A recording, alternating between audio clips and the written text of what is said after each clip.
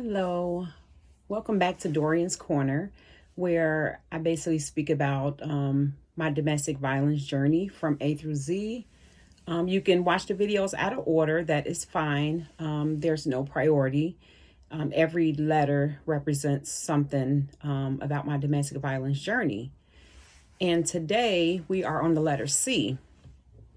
A was acceptance. It's basically accepting where you're at so you're able to do something about it. We all know that we need to accept things in order to actually realize we need to do something about them. We need to see them for what they really are. Okay. B was for bitterness. Basically, it talks about the way domestic violence leaves you feeling just bitter and not being able to find any joy in anything. And maybe things that you used to find joy in, you're not able to find joy in those things anymore. C is the letter for today.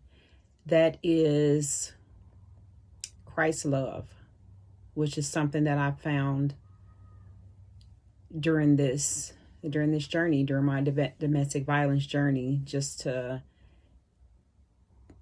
come to know Christ and just to realize just how much he loves me and how much he would just move mountains to make sure that at the end of the day that I would survive and I would be okay and I would eventually get out of that relationship, get out of that depressive state, very depressive state.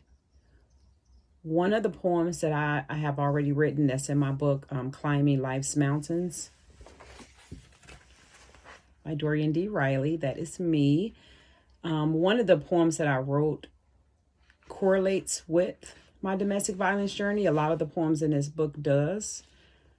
You can get it at Barnes and Noble, the Wordsmith Bookshop here in Galesburg, Illinois. You can get it at Walmart.com. So there's a number of places to get this book. It's Climbing Life's Mountains by Dorian Riley. Okay, so the poem, I'll read a snippet of it to you. And the poem is called Come and Rest. Come and rest. No one can do it all. It's okay to allow others to share your burden. At times it might hurt your heart to depart. But still, you need to get out of that place of hurt and come and rest. Tell Christ all about your pain. Pain that hurts so bad.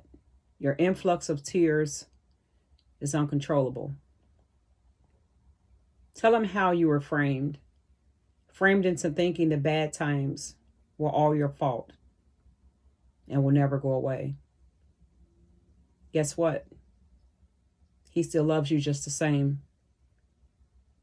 Come and rest in the awesome power of Jesus, our eternal Father and everlasting friend.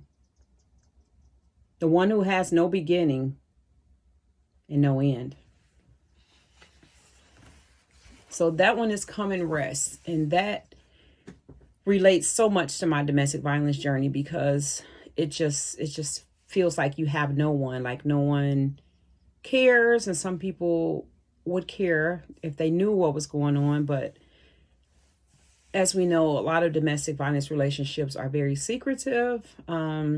Sometimes our closest family and friends may not understand or realize what we're going through. So it is very good to make sure you tell somebody, to tell somebody that can possibly help you and possibly give you some resources to get out of that relationship. However, it's pretty much up to you to finally make the decision that you need to get out of that relationship and actually start making steps to get out of the relationship. Okay? It's never too soon. It's never too soon. The longer you stay, the worse it gets. I guarantee you, the worse it gets.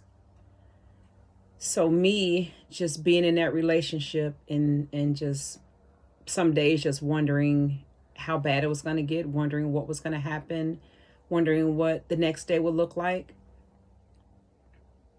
all I can remember is like hearing like that still small voice, which I know today is the voice of Christ. We didn't grow up in the church, so I didn't know a lot about Christ, Jesus. I didn't know. So I just knew, I just heard like just a helping voice that would like tell me to do certain things, like um, don't leave out of the house yet, or leave out of the house now, or don't say that right now, or don't say that at all.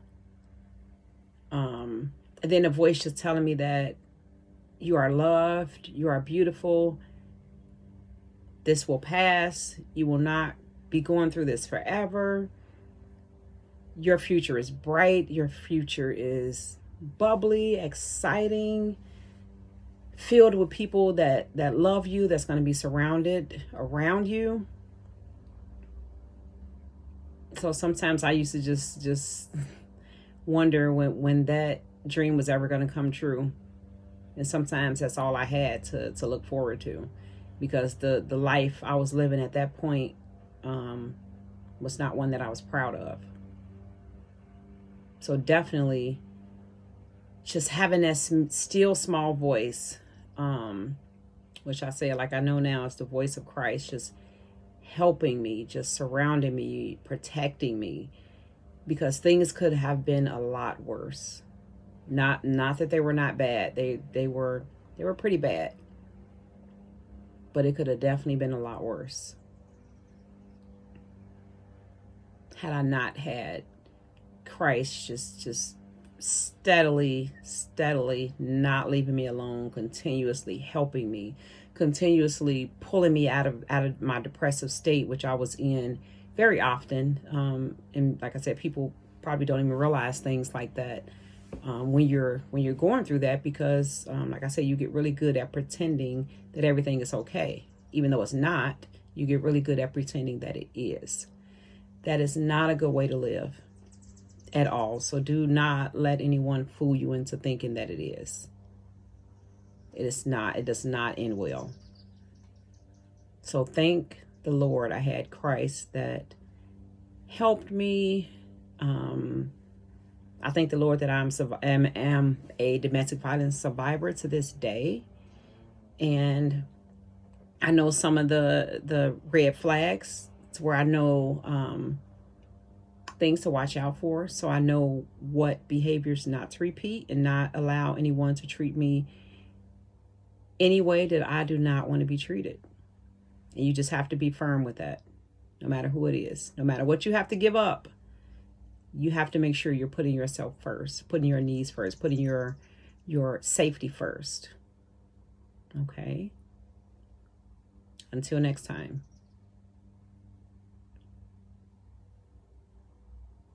Maintain your joy, maintain your peace, maintain your safety. And if you are in a domestic violence relationship, make sure you take the steps to start removing yourself from that situation. We will have the information for the National Domestic Violence Hotline below or in our video. So be sure to like, subscribe, and share this video. All right. Thank you. Until next time. Bye.